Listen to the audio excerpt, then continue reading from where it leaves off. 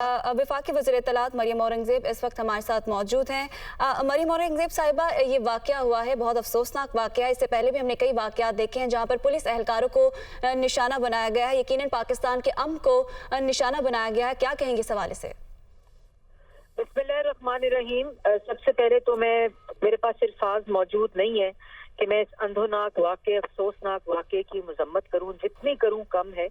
और जिस तरह इस वक्त इत्तला आ रही है कि कोई 90 से ज़्यादा लोग ज़ख्मी हैं और 18 से 20 लोग शहीद हो चुके हैं, ये मैं आपको बता नहीं सकती कि मैं किस दिल से ये बीपर भी दे रही हूँ। और जो मनाज़र मैं इस वक्त आप लोगों की स्क्रीन्स पर देख रही हूँ वो बहुत ही अफसोसनाक है।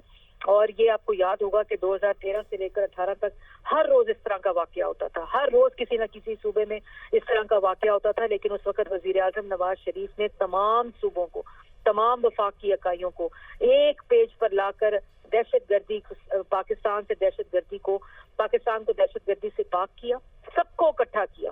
वो तमाम पैराफर्नेलिया जो एपीएस के वाक़े के बाद counter terrorism department, national internal security policy, national action plan, apex committees बनाई जिसको वो खुद चेयर करते थे। और तमाम स्टेक होल्डर्स उस सूबे के वजीर आला समेत, रेंजर्स, लॉ इन्फोर्समेंट एजेंसीज, वो सब उसमें मौजूद होते थे। और एक मॉनिटरिंग होती थी, हर हफ्ते हर सूबे में जाकर उसकी मॉनिटरिंग होती थी। इस तरह उन्होंने इस मुल्क से दहशतगर्दी को पाक किया। लेकिन उसका तमाम कोऑर्डिनेशन का सिलसिला मनकता हुआ। और आज के दिन को मैं बिल्कुल एक लफ्ज भी सियासत के ऊपर सियासी बात नहीं करूंगी क्योंकि बड़ा अफसोसनाक वाक़या है।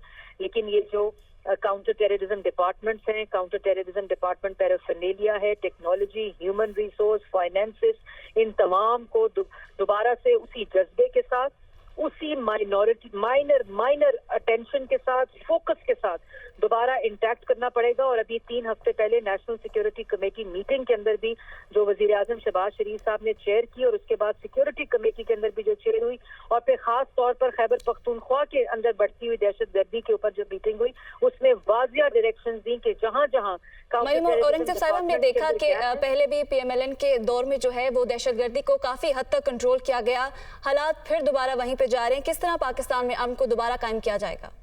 जी बिल्कुल, ये अमन सिर्फ आजकल दहशतगर्दी के खिलाफ जो पूरा इंफ्रास्ट्रक्चर होता है, जो पूरी एक तो जज्बा होता है, और जज्बा आप देखें कि जिस तरह पाकिस्तान की कौम ने, जिस तरह पुलिस ने, जिस तरह लॉ इन्फोर्समेंट एजेंसीज ने, जिस तरह अफवाज पाकिस्तान ने, जिस तरह उस जज्बे के अंदर कोई शक नहीं है। अपनी जानों के नजराने हम तो वो कौम है कि हमने दहशतगर्दी की जंग में अपने बच्चों का खून दिया, मतलब उसके साथ हमने उस जज्बे के साथ। लेकिन इसके साथ साथ जो नेशनल लेवल के ऊपर और सूबाई लेवल के ऊपर जिस किस्म की दोबारा से अटेंशन की जरूरत है, 10 साल आपने एक काउंटर टेररिज्म डिपार्टमेंट, वही चीजें, और ये मौजूद है। पंजाब में शहबाज शरीफ ने सीटीडीज का वो आला निजाम कायम किया जिस वक्त ये नेशनल एक्शन प्लान बना था।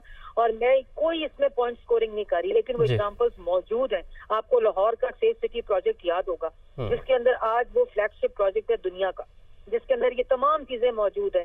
ह्यूमन रिसोर्स, इंफ्रास्ट्रक्चर, दोबारा से नेशनल लेवल के ऊपर कोऑर्डिनेशन जिसकी शहबाज शरीफ साहब ने उस दिन डायरेक्शन दी है। और ये भी कहा था कि जहां जहां पैसों की जरूरत है, बावजूद इसके कि जो इकोनॉमिक सिचुएशन है, लेकिन दहशतगर्दी के खिलाफ कोई कॉम्प्रोमाइज नहीं।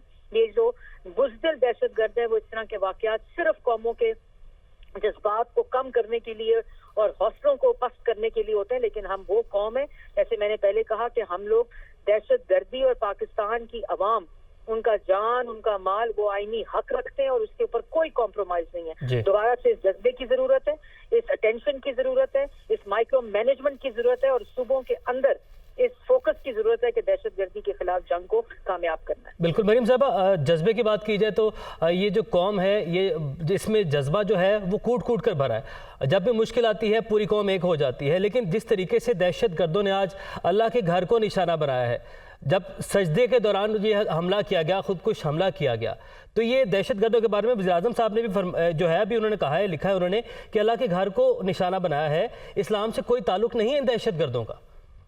जी बिल्कुल, देखें उनको क्या, इस दहशतगर्दों का दीन से कोई ताल्लुक नहीं है, किसी किस्म का कोई ताल्लुक नहीं है। इन्होंने जानबूझकर पुलिस को टारगेट किया ताकि ये खौफो हिरास हो कि भाई पुलिस के ऊपर टारगेट करके वहां के लोगों के ऊपर ये पूरा सोची समझी। इससे ना اسلام کا کوئی تعلق ہے، نہ دین کا کوئی تعلق ہے، بلکہ ان لوگوں کا کوئی دین ہی نہیں ہے کہ جو اس طرح کی حرکتیں کر یہ اس طرح کے واقعات کر کے یہ جو تمام چیزیں اس کا دین سے کوئی تعلق نہیں ہے. یہ صرف اور صرف وہ بزدل لوگ ہیں جو اس طرح کی حرکتیں کرتے ہیں، اور انشاءاللہ پاکستان کی قوم ان سے نبٹنا بھی جانتی ہے، نبٹ کر دکھایا بھی ہے، وہ اس جذبے کو بھی رکھتی ہے کہ انشاءاللہ دہشت گردوں کا خاتمہ ایک دفعہ پھر کریں گے. جی میم، نگران حکومت سے بھی آپ کا رابطہ ہوا ہے اور اس حوالے سے کیا اب تحقیقات کو کیسے آگے بڑھایا جائے گا؟ بڑا حساس علاقہ تھا یہ میم. جی، شاہدہ پروین جو نمائندہ ہیں پشاور کی، وہ کمپلیٹلی میڈیا کو بھی انہوں نے آگاہ رکھا ہوا ہے، لیکن 10 دن ہوئے خیبر پختونخوا میں، 1 ہفتہ ہوا ہے نگران حکومت کو آئے ہوئے. 9-10 سال ایک حکومت ہے جنہوں نے پورا کا پورا سسٹم وہاں موجود تھا. اب یہ باتیں تو بعد میں کرنے والی ہیں، لیکن آج کے واقعے کی میں شدید مذمت کرتی ہوں. ٹھیک ہے میم، بہت شکریہ. آپ کے وکیل مریم اورنگزیب صاحبہ وزیر اطلاعات ہمارے ساتھ موجود تھی.